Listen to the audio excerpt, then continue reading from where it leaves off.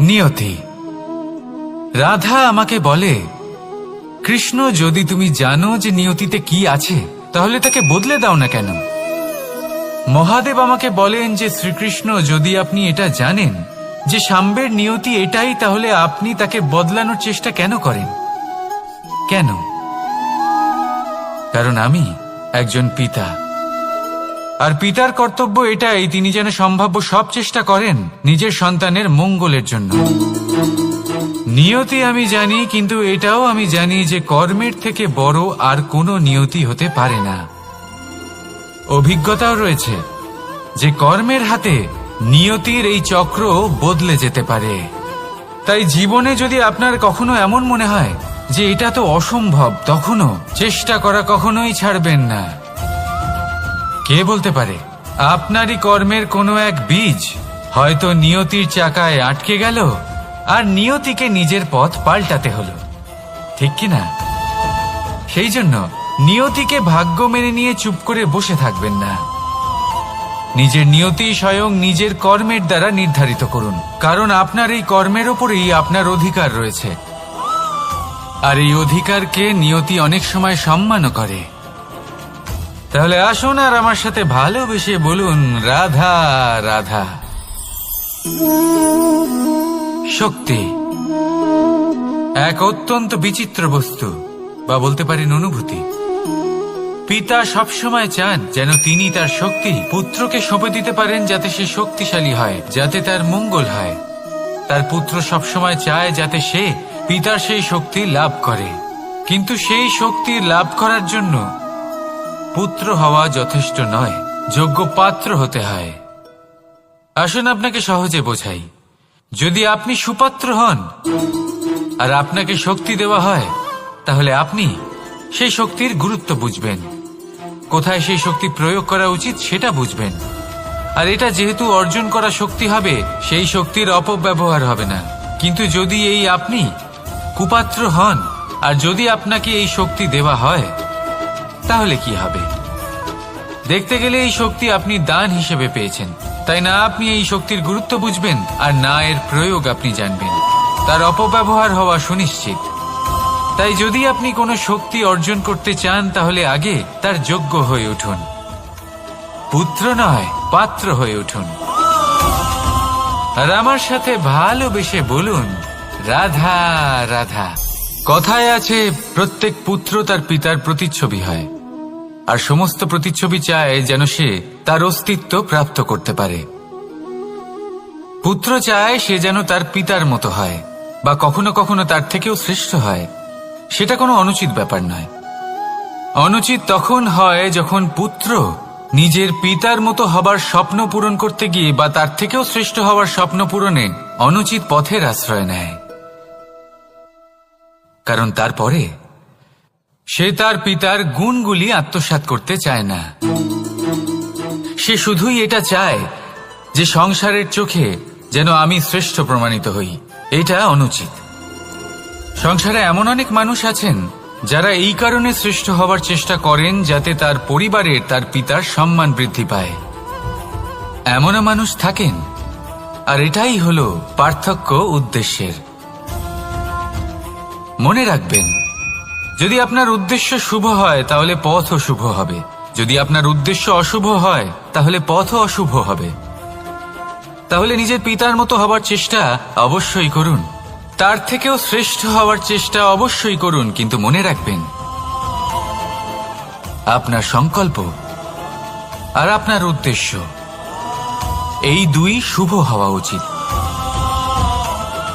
তাহলে আসুন আর আমার সাথে ভালোবেসে বলুন, রাধা রাধা। শক্তি শক্তি অর্জন করা এতটা কঠিন নয় যতটা শক্তি লাভ করার পরে সেই শক্তি সামলানো কঠিন হয়। কারণ যেই মানুষ শক্তি লাভ করে তার মনে গর্ববোধ জন্মায়, জন্মায় অহংকার, জন্মায় জেদ। তাই শক্তি প্রাপ্ত করার সাথে বিনম্র থাকাও অত্যন্ত আবশ্যক। আর এটা আমাদের শেখা উচিত বৃক্ষের থেকে। বৃক্ষ যা আমাদের ফল দেয়, বৃক্ষ যা যত ফল দেয় ততটাই ঝুঁকে যায়। আমরা পাথর মারি ওই বৃক্ষের থেকে ফল প্রাপ্ত করার জন্য। সেই পাথরের মার সহ্য করেও বৃক্ষ আমাদের ফল দেয়। কোনো গর্ববোধ নেই, কোনো অহংকার বোধ নেই, আর সেই জন্য এই বৃক্ষের পুজো করা হয়। এটাই হলো মাহাত্ম্য শক্তির সাথে বিনম্রতার। যদি এই শক্তি সৃজন করে থাকে, সাহায্য করে থাকে, সম্বল হয়ে থাকে, তবেই সেই শক্তি উপযুক্ত। আর নয়তো সেই শক্তি একদিন আপনাকে আসক্ত অবশ্যই করবে। তাহলে শক্তি অবশ্যই অর্জন করুন, কিন্তু তার সাথে সেই শক্তি সামলানোর মতো বিবেকও আপনাকে অবশ্যই জাগ্রত করতে হবে। তাহলে আসুন আমার সাথে ভালোবেসে বলুন, রাধা রাধা। অহংকার অত্যন্ত বলশালী হয়। এই অহংকার মানুষকে কখনো নত হতে দেয় না। অদ্ভুত ব্যাপার, এই অহংকার যা মানুষকে কখনো নত হতে দেয় না, সেটাই তার পতনের কারণও হয়ে দাঁড়ায়। যেখানে মানুষ এটা ভাবতে শুরু করে যে শুধুমাত্র সেই যোগ্য, সেখান থেকেই তার পতনের আরম্ভ।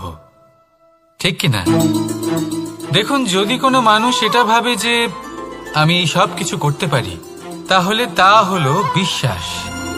কিন্তু যদি সে এটা ভাবতে থাকে যে শুধুমাত্র আমি এই কাজ করতে পারি, তাহলে তা হলো সেই ব্যক্তির অহংকার। আর এটা আপনাকে বিনাশের দিকে অবশ্যই নিয়ে যাবে। মনে রাখবেন, যখন আমি আর শুধুমাত্র এই দুই এক হয়ে যায়, সেখান থেকে আপনার পতনের সূত্রপাত হবেই। তাই আপনি কখনোই এই অহংকারের চক্রব্যূহে ফেঁসে যাবেন না।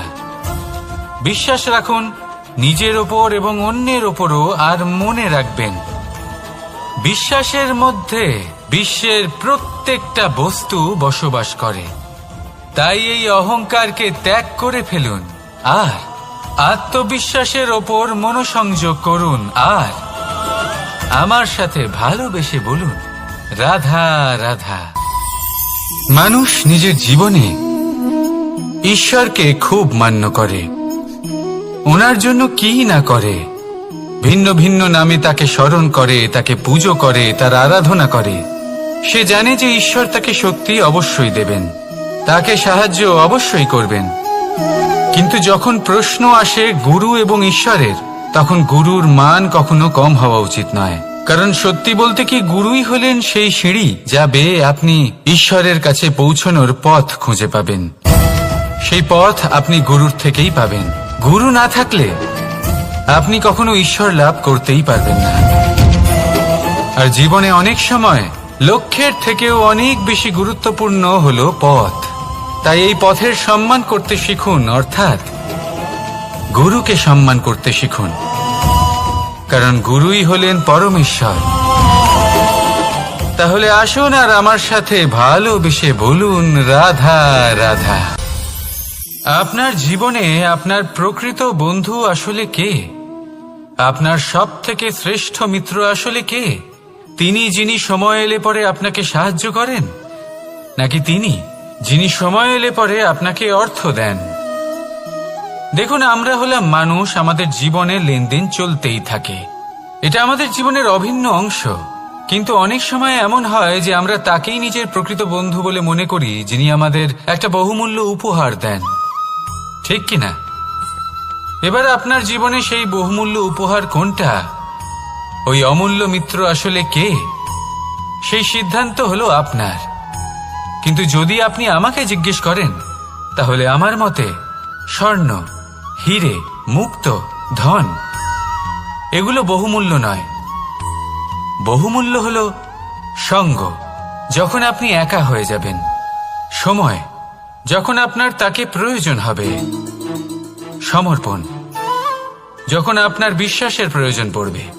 যে মানুষ আপনার প্রতি এই 3 গুণ প্রদর্শন করেন, যিনি আপনার কঠিন সময়ে আপনাকে অবশ্যই সঙ্গ দেবেন, যখন আপনার প্রয়োজন পড়বে আপনাকে অবশ্যই সময় দেবেন, আপনার প্রতি সম্পূর্ণ সমর্পিত থাকবেন, সেই হলো আপনার আসল মিত্র, সেই হলো আপনার প্রকৃত বন্ধু।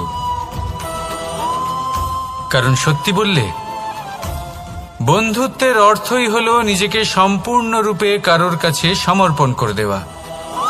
তাই আপনার সেই বন্ধুর জন্য নিজের প্রাণ উজাড় করে দিন আর ভালোবেসে বলুন, রাধা রাধা। মানুষ জীবনে 3টে কাজ অবশ্যই করে থাকে, কিছু দান করে, কিছু গ্রহণ করে, আর কিছু ত্যাগ করে দেয়। এটাও ভাবতে থাকে যে এটা করলে কিভাবে করবে। দেবার জন্য পর্যাপ্ত ধন নেই, নেবার জন্য সংসারে অত স্নেহ নেই, আর ত্যাগ করার জন্য জীবনে এত সুখই নেই, তাহলে কিভাবে করবে? আসলে আমরা বস্তুগত চাহিদা অর্জনে এত ব্যস্ত হয়ে পড়ি যে আমরা বুঝতেই পারি না যে কি নেবার আছে, কি দেবার আছে, আর কি ত্যাগ করার আছে। তাহলে আজ আমি আপনাকে বলেই দিই, মনে রাখবেন এই 3টে গুরুত্বপূর্ণ গুণ, 3টে গুরুত্বপূর্ণ কথা। দেবার জন্য আছে দান, নেবার মতো আছে জ্ঞান, আর ত্যাগ করার মতো আছে অহংকার। যখন আপনি দান করতে শিখে যাবেন, জ্ঞান অর্জন করার শক্তি আপনা থেকেই আপনার মধ্যে চলে আসবে। আর যখন এই জ্ঞান আপনার মধ্যে প্রবেশ করবে, অহংকার আপনা থেকেই আপনার থেকে দূরে চলে যাবে। যে ব্যক্তি এই 3-এর মধ্যে ভারসাম্য বজায় রাখতে পারে, তার বর্তমান, ভূত, ভবিষ্যৎ, লোক, পরলোক সবকিছু শুধরে যায়। যেই দিন আপনি দান করতে শিখে যাবেন, জ্ঞান আহরণ করতে শিখে যাবেন, অভিমান ত্যাগ করতে শিখে যাবেন, আপনার সর্বশক্তিশালী, সর্বশক্তিমান পরমেশ্বরেরও প্রয়োজন পড়বে না। কারণ তখন ঈশ্বর আপনার মধ্যেই বাস করবেন। তাহলে আসুন আর আমার সাথে ভালোবেসে বলুন, রাধা রাধা। জীবনে অনেক সময় সমস্যা আমাদের চারদিক থেকে ঘিরে ফেলে। এই সমস্যা নানান ধরনের হতে পারে। আর্থিক সমস্যা হতে পারে, পারিবারিক সমস্যা হতে পারে, কোনো সম্পর্ক নিয়ে সমস্যা হতে পারে, কখনো কোনো দৈনিক সমস্যা হতে পারে, কখনো কোনো দ্বন্দ্ব হতে পারে, অনেক সমস্যা হতে পারে। কিন্তু যখনই কোনো সমস্যা আসে, আমাদের মনে তার জন্য একটা উত্তর অবশ্যই থেকে থাকে, যা আমাদের অন্তরে রয়েছে। একে আমরা বলি আত্মা। আত্মা হলো পরমাত্মারই রূপ, আর পরমাত্মা তা কখনোই কিছু অনুচিত চাইবে না, তাই তো? এই আত্মা খুব ভালো করে জানে যে কোনটা উচিত আর কোনটা অনুচিত। যদি আসল বিষয়ের কথা বলি, তাহলে আপনাকে নিজের মনকে বুঝতে হবে। কারণ আত্মা তো পরমাত্মা থেকেই আসে, কিন্তু এই মন মানুষ জন্ম থেকেই প্রাপ্ত করে, যার বিকাশ হয় এই সংসারকে দেখে। যেদিন আপনার এই মন আর আপনার এই আত্মা, এই দুই এক হয়ে যাবে, আত্মসাৎ হয়ে যাবে, সেদিন আপনার জীবনে না কোনো সমস্যা থাকবে, না কোনো ঝঞ্ঝাট থাকবে, না কোনো সংকট থাকবে। কারণ আপনার কাছে সেই সমস্ত সমস্যার, সমস্ত বিপদের সমাধান থাকবে, আর তাও আপনারই অন্তরে। তাহলে আসুন আর আমার সাথে ভালোবেসে বলুন, রাধা রাধা। ভক্তি আর শক্তি, এই দুইয়ের মধ্যে সম্পর্ক অত্যন্ত সরল। মানুষ ভক্তি করেন যাতে তিনি শক্তি লাভ করতে পারেন, আর শক্তি লাভ করার পরে ভক্তিভাব ভুলে যান, আর শক্তির প্রতি আসক্তিতে মত্ত হয়ে যান, আর সেখান থেকেই তার বিনাশ শুরু হয়। কেন? কারণ ভক্তির দ্বারা প্রাপ্ত শক্তি অন্য কারোর হিতের জন্য ব্যবহার করতে হয়, অন্য কারোর মঙ্গল করার জন্য ব্যবহার করতে হয়, কারোর বিনাশের জন্য নয়। এবার যদি আমি আপনাদের একটা উদাহরণ দিয়ে বোঝাই, তাহলে কোদাল দিয়ে আমরা মাটি কোপাতে পারি, একটা গর্ত খুঁড়তে পারি, যাতে একটা নতুন বৃক্ষ জন্ম নিতে পারে। একটা বৃক্ষ যা অন্য জীবকে ফল প্রদান করবে, যাত্রীদের ছায়া প্রদান করবে। কিন্তু এই কোদালের ব্যবহার যদি আমরা অন্য কারোর ক্ষতি করার জন্য করি, তাহলে ক্ষতি শুধুমাত্র আমাদেরই হবে। তাই জীবনে যদি আপনি কোনো শক্তি লাভ করেন, হয়তো ভক্তির দ্বারা বা অন্য যেখান থেকেই হোক, তার সদ্ব্যবহার করতে শিখুন, নয়তো এই প্রাপ্ত শক্তি আপনার পতনের কারণ হয়ে দাঁড়াবে। তাহলে আসুন আমার সাথে ভালোবেসে বলুন, রাধা রাধা।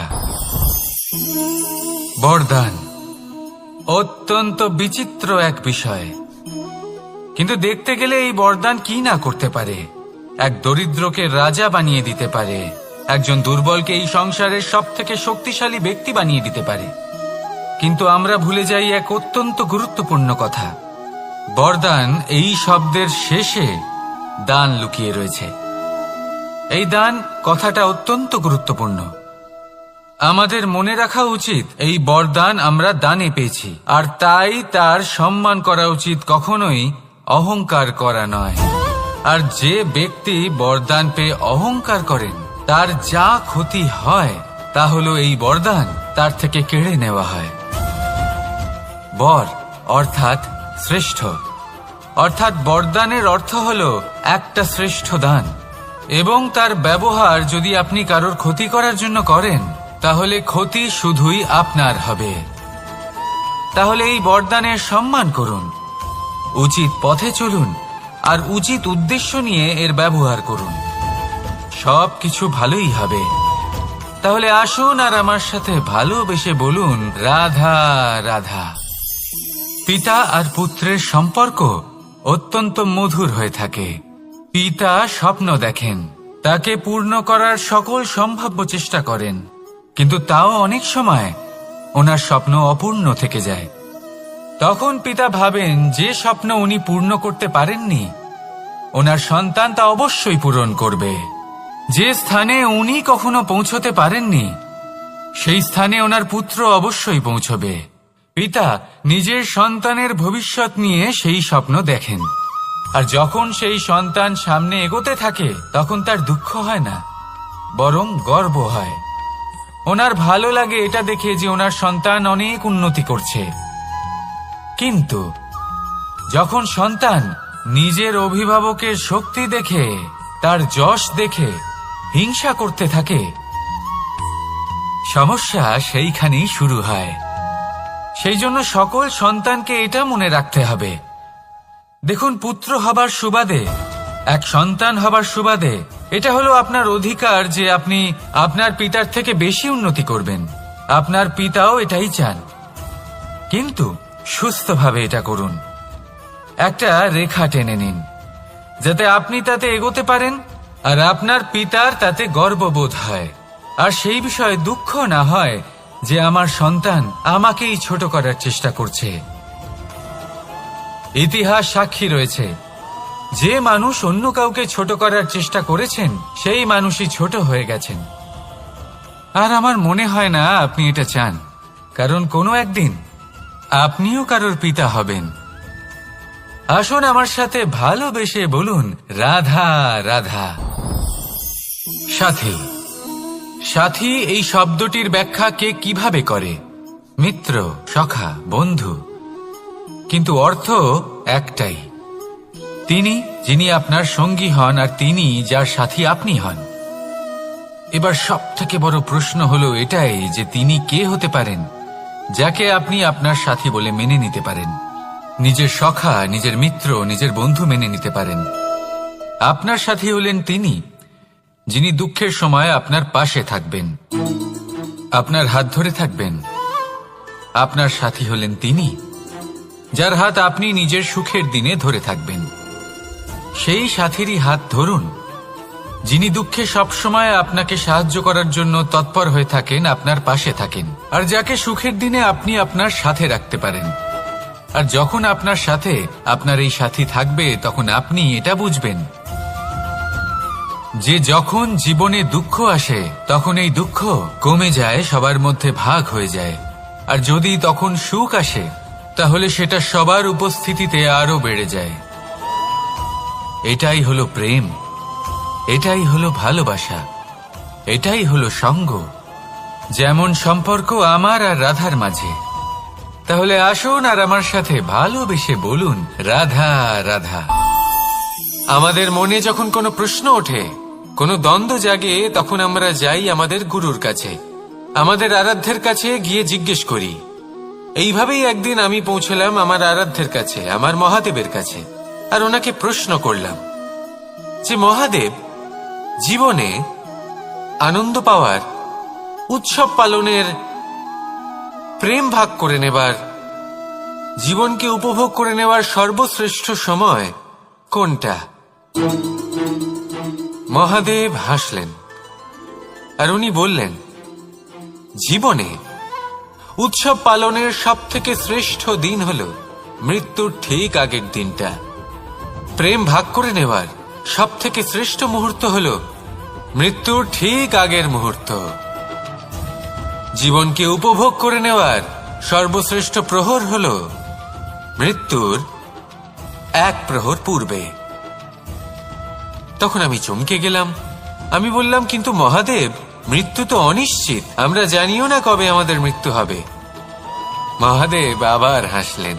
উনি বললেন যে যদি আমরা এভাবে জীবন কাটাই যে আমরা জীবনের প্রত্যেক দিন, প্রত্যেক মুহূর্ত, প্রত্যেক প্রহর শেষ বলে মনে করি, তাহলে আমাদের সমস্ত জীবন আনন্দের সাথেই অতিবাহিত হবে। কি বলেন? তাহলে আপনিও এই কথা মনে রাখুন আর আমার সাথে ভালোবেসে বলুন, রাধা রাধা। জীবনে অগ্রসর হওয়ার জন্য আমাদের কাকে প্রয়োজন হয়? মাতা পিতা, বন্ধু, প্রেম, সাহায্য, অর্থ, পরিশ্রম, আশা। ভিন্ন ভিন্ন মানুষ ভিন্ন ভিন্ন বিকল্প চয়ন করে। যদি আমি আপনাকে বলি, তাহলে জয় আর পরাজয়ের মন্ত্র দুটো শব্দের উপর নির্ভর করে, মেনে নেওয়া আর দৃঢ় হওয়া। যদি মেনে নেন তাহলে হেরে যাবেন, যদি দৃঢ় হন তাহলে নিশ্চিত রূপে জয়ী হবেন। যদি কখনো আপনি ক্লান্ত হয়ে ওঠেন, আপনি দুঃখী হন, পুরোপুরি ভেঙে পড়েছেন, তখন মেনে নেবেন না যে আপনি ভেঙে পড়েছেন, নয়তো হেরে যাবেন। তখন উল্টে স্থির করবেন যে যাই হয়ে যাক না কেন, আমি জয়ী হবই। আর আপনি দেখবেন যে জয় নিশ্চিত রূপে আপনার কাছেই আসবে। তাহলে এই কথা মনে রাখবেন আর আমার সাথে ভালোবেসে বলবেন, রাধা রাধা। সময়, জীবন, কাল। দেখতে গেলে এই তিনটি শব্দ একটি শব্দেরই সমার্থক শব্দ মনে হয়, কিন্তু এই শব্দগুলির অর্থ কি সমান? কখনোই নয়। হ্যাঁ, এই সময় চলতে থাকে, জীবন চলতে থাকে, কালচক্র চলতে থাকে। এই সময় কেটে যায়, কিন্তু এই জীবন, একে যাপন করতে হয়। কি বলেন? এই জীবনে কিছু করুন বা কিছু না করুন, জীবন এমনি কেটে যাবে, আপনি জানতেও পারবেন না।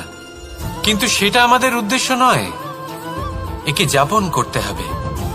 এই জীবনে প্রেরণা পেতে শিখুন, প্রেরণা দিতে শিখুন, আহ্বান গ্রহণ করতে শিখুন, আহ্বান জানাতে শিখুন, মহান কাজ করতে শিখুন, ধন্যাত্মক বোধ জাগিয়ে তুলুন। জীবন অতিবাহিত করার অর্থ কি তা আপনি শিখে যাবেন। কারণ সময় কেটে যায়, সমস্ত যুগ কেটে যায়, কিন্তু জীবনের রীতি জীবন কাটিয়ে দেওয়া নয়, জীবন যাপন করা। এই জীবন সম্পূর্ণরূপে অনুভব করতে হবে, নতুন পথ বানাতে হবে। এবারে যদি এই জীবন বাঁচার সময় একবার ভেবে দেখুন, যদি মনে প্রেম থাকে, সদ্ভাবনা থাকে, তাহলে কি হবে? এই জীবনকে বাঁচার অনুভূতিটাই অন্যরকম হয়ে যাবে, একটা আনন্দময় অনুভূতি লাভ করবেন। তাহলে এটাই করুন আর আমার সাথে ভালোবেসে বলুন, রাধা রাধা। আপনি কি কখনো কোনো জলের ধারা দেখেছেন? তার সামনে যতই মাটি থাকুক না কেন, যতই কাদা থাকুক না কেন, যখন এই জলের ধারা বইতে আরম্ভ করে দেয়, তখন এই কাদাকে নিজেই ধুয়ে নিয়ে যায়।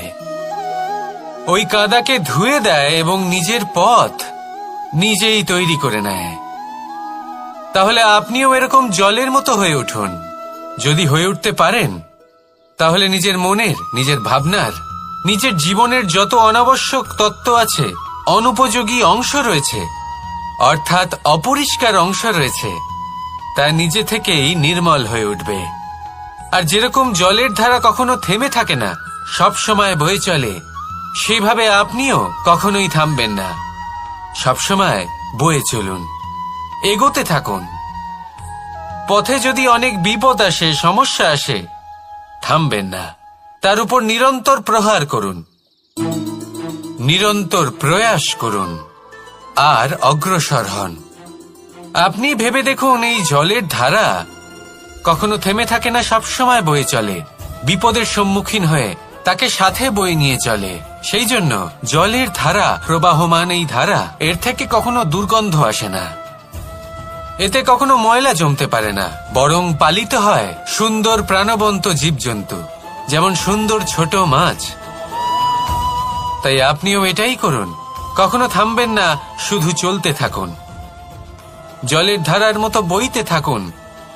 আপনি আপনার লক্ষ্য অবশ্যই খুঁজে পাবেন, আর তার সাথে নিজের অন্তরের যে মালিন্য রয়েছে তা আপনি নিজেই নিজের থেকে দূরে করে দেবেন। তাহলে আসুন আর আমার সাথে ভালোবেসে বলুন, রাধা রাধা। এবার অনেক সময় মানুষের মনে এরকম প্রশ্ন আসে যে এই সংসারে সবথেকে বড় বিপদ কি? কেউ বলে ধর্ম সংকট, আবার কেউ বলে প্রাণের উপর আসা সংকট। প্রত্যেক মানুষের জীবনে বিভিন্ন সংকট আসে, আর এই সমস্ত সংকট অত্যন্ত বিচিত্র হতে পারে। এই সমস্ত সংসার হলো সংকট দ্বারা পরিপূর্ণ। ঠিক আছে, আপনাকে একটা উদাহরণ দিই। একজন ধনী ব্যক্তি, এবার ওনার জীবনে সংকট কি হতে পারে?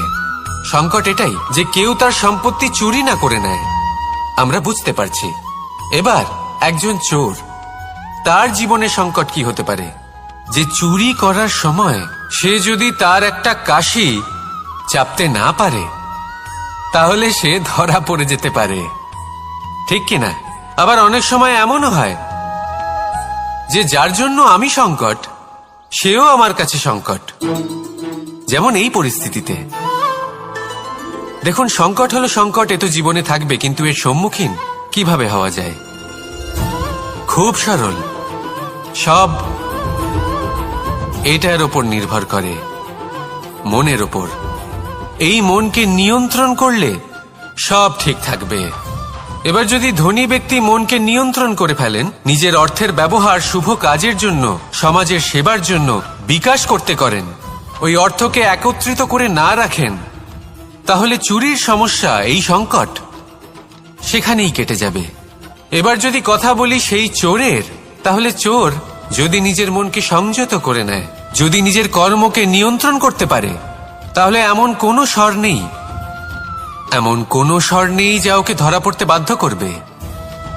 সেই জন্য জীবনে সংকট যতই আসুক, যত বড়ই সংকট আসুক না কেন, কবচ হলো একটাই, আর এই কবচের নাম হলো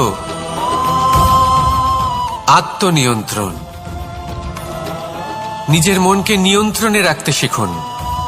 এটা নিজের জীবনে প্রয়োগ করে তো দেখুন।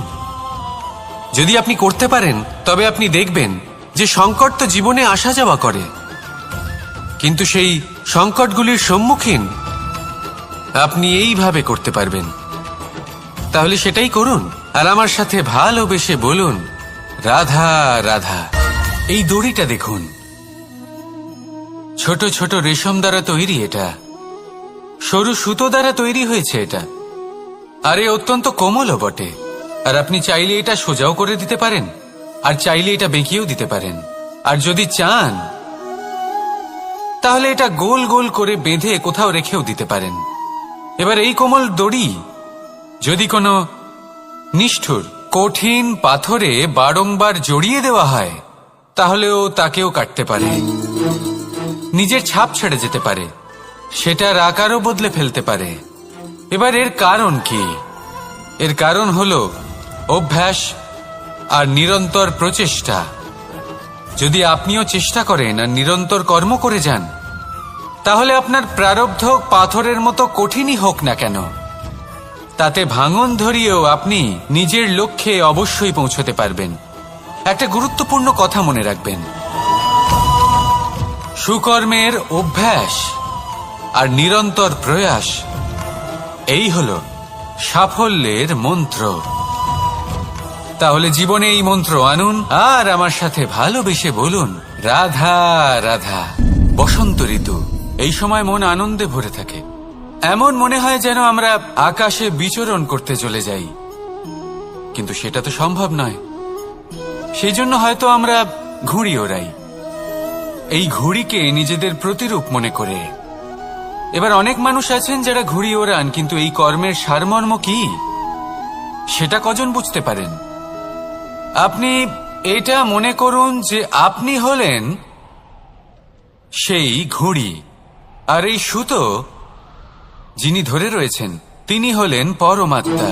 আর এই সুতো যেখান থেকে শুরু হয় সেই লাটাই হলো আমাদের কর্মচক্র। এবার আপনি নিজেই অনুমান করুন যে এই উড়ান কার ওপর নির্ভরশীল, পরমাত্মার ওপর আর আপনার কর্মের ওপর।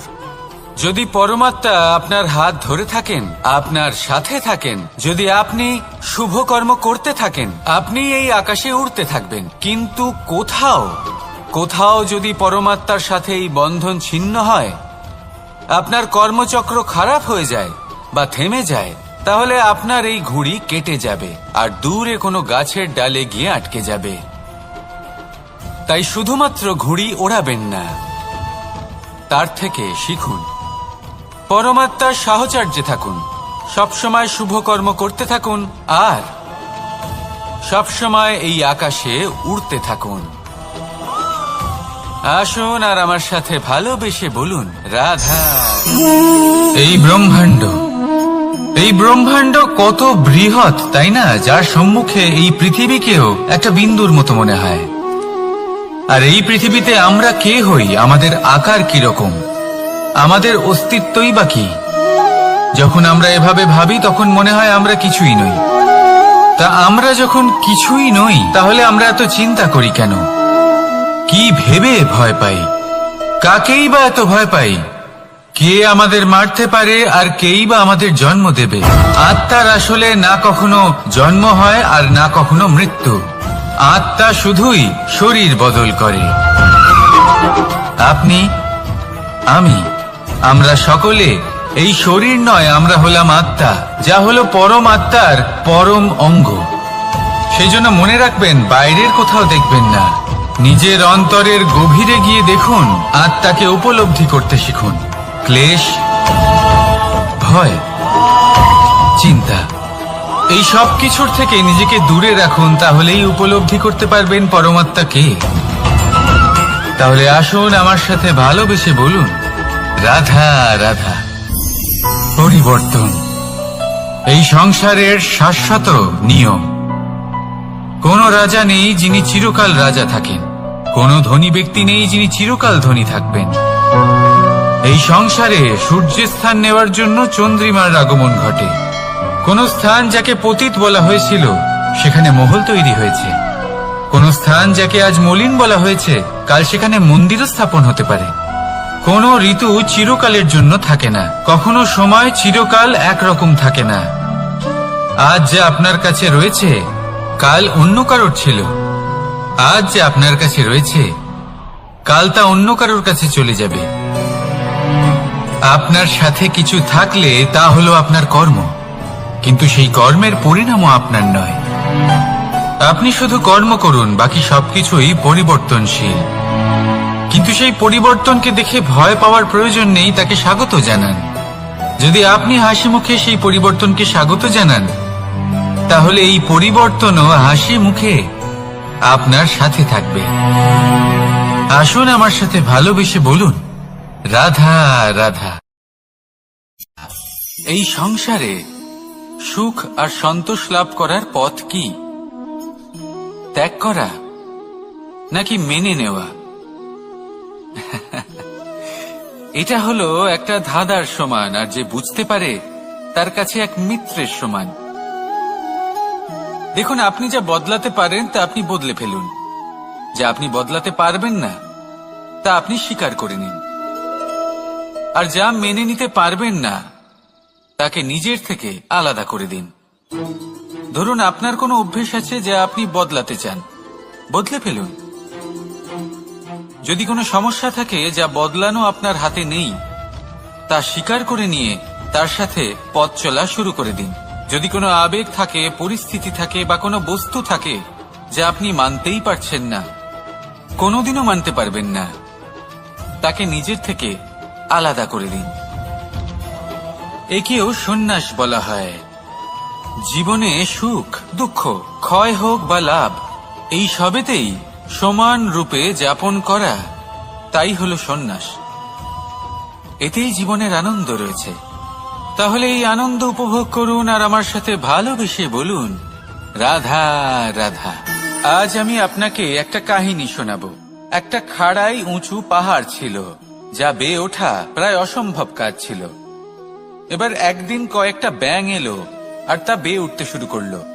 আস্তে আস্তে প্রত্যেকটা ব্যাঙ মিলে লাফিয়ে লাফিয়ে ওপরে ওঠার চেষ্টা করছিল। নিচে কিছু পশু দাঁড়িয়েছিল যারা বলছিল, এটা তো অসম্ভব ব্যাপার, এই ব্যাঙগুলো উঠতেই পারবে না, সকলে পড়ে যাবে।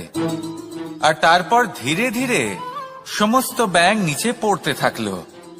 শেষ পর্যন্ত একটাই ব্যাঙ ছিল যে শিখরে পৌঁছতে পারল। জানেন সে কেন পারল? কারণ সেই ব্যাঙ বধির ছিল। সে কারোর কথা শোনেনি। ও স্থির করেছিল শিখরে পৌঁছতে হবে, আর পৌঁছে গেল। এবার এটা কিন্তু আমাদের জন্য অত্যন্ত গুরুত্বপূর্ণ শিক্ষা। আপনি যদি জীবনে নিজের লক্ষ্য স্থির করে থাকেন, তাহলে এদিক ওদিক কারোর কথা শুনবেন না, শুধুই নিজের লক্ষ্যের দিকে অগ্রসর হন। কারণ সাফল্য আপনার প্রচেষ্টার দ্বারাই আপনি পেতে পারেন, অন্যের কথা দ্বারা নয়। তাহলে চেষ্টা করতে থাকুন আর নিজের লক্ষ্য প্রাপ্ত করুন। আর আমার সাথে ভালোবেসে বলুন, রাধা রাধা। এই সূচটা দেখুন, কতটা গুরুত্বপূর্ণ এই সূচ। ওর কতটা ভূমিকা রয়েছে, ও কত রকম ভাবে সাহায্য করতে পারে আমাদের। এর সাহায্যে যদি আপনি চান, তাহলে এক সাধারণ কাপড়কে আপনি পোশাকে পরিবর্তিত করতে পারেন। আপনি যদি চান, তাহলে অনেক ফুল একসাথে নিয়ে একটা মালা বানিয়ে ফেলতে পারেন, বা অলংকার বানিয়ে ফেলতে পারেন। এর সাহায্যে আপনি বাড়িও সাজাতে পারেন। এ হলো অত্যন্ত গুরুত্বপূর্ণ জিনিস। কিন্তু আপনি ভাবুন, যদি এই সূচে এই ছিদ্রই না থাকে, যদি এর সাথে এই সুতোই না জোড়া যায়, তখনও কি এটা এতটাই গুরুত্বপূর্ণ থাকবে? কখনোই না। তখন এটাকে কাউকে কষ্ট দেওয়ার কাজে লাগানো যেতে পারে। দেখুন, একটা অত্যন্ত গুরুত্বপূর্ণ কথা আপনাকে মনে রাখতেই হবে। যে কোনো বস্তু একা তার গুরুত্ব হারিয়ে ফেলে, কোনো কিছুর সাথে তার সম্মান বেড়ে যায়, তার গুরুত্বও বেড়ে যায়। এটা মানুষের ক্ষেত্রেও প্রযোজ্য। যদি আপনি সামনে এগোতে থাকেন এবং একাই এগোতে থাকেন, তাহলে আপনি যাই করে নিন না কেন, আপনি সেই প্রেম, সেই সম্মান, সেই সম্বল পাবেন না। কাউকে নিজের সাথে নিয়ে চলুন, আপনারও মান বাড়বে। কাউকে তার যোগ্য স্থান দিন, আপনারও সম্মান বাড়বে। ঠিক সেইভাবেই যেইভাবে এই সুতোর দ্বারা সূচের সম্মান বাড়ে, আর যেমন প্রেম দ্বারা গুণের মান বেড়ে যায়। তাহলে আসুন আর আমার সাথে ভালোবেসে বলুন, রাধা। উপহার। উপহার কারোর জন্য বস্তু হতে পারে, তো কারোর জন্য অনুভূতি। কিন্তু এই উপহার সকলের ভালো লাগে। এবার যদি জিজ্ঞেস করা হয় যে উপহার কিরকম হওয়া উচিত, তাহলে কেউ বলবে যে উপহার এমন হওয়া উচিত যার সাথে আমরা সোনা রূপোর তুলনা করতে পারি। কেউ বলবে এমন উপহার হওয়া উচিত যা পেলে কারোর মন খুশি হয়ে ওঠে, সে আনন্দ উপভোগ করে। ব্যক্তি উপহার যা দিচ্ছে তা নির্ভর করছে তার আর্থিক অবস্থার উপরে। কিন্তু উপহার যাই হোক না কেন, তাতে একটা অনুভূতির অভাব কখনোই থাকা উচিত নয়। আর সেই অনুভূতি হল ভালোবাসার অনুভূতি। তাই মনে রাখবেন, ভালোবাসার থেকে বড় উপহার আর কিছুই নেই। আর যদি ভালোবাসার এই উপহার আপনি লাভ করেন, তার থেকে বড় আর কোনো সম্মান নেই। রাধা রাধা। কখনো কোনো বাচ্চাকে দেখেছেন? কত কিছু ঘটতে থাকে তার জীবনে। শৈশব থেকে বেড়ে ওঠা অবধি অসংখ্য অনুভূতি অনুভব করে সে। কখনো পড়ে যায়, কখনো আহত হয়, কখনো জ্ঞান লাভ করে, কখনো কষ্ট সহ্য করে তো কখনো আনন্দ উপভোগ করে, কিন্তু মনে রাখে সে শুধুমাত্র আনন্দের মুহূর্তগুলি। এবার শুধু একবার আপনার জীবনের প্রারম্ভের দিকে তাকিয়ে দেখুন, আপনার শৈশবে তাকিয়ে দেখুন।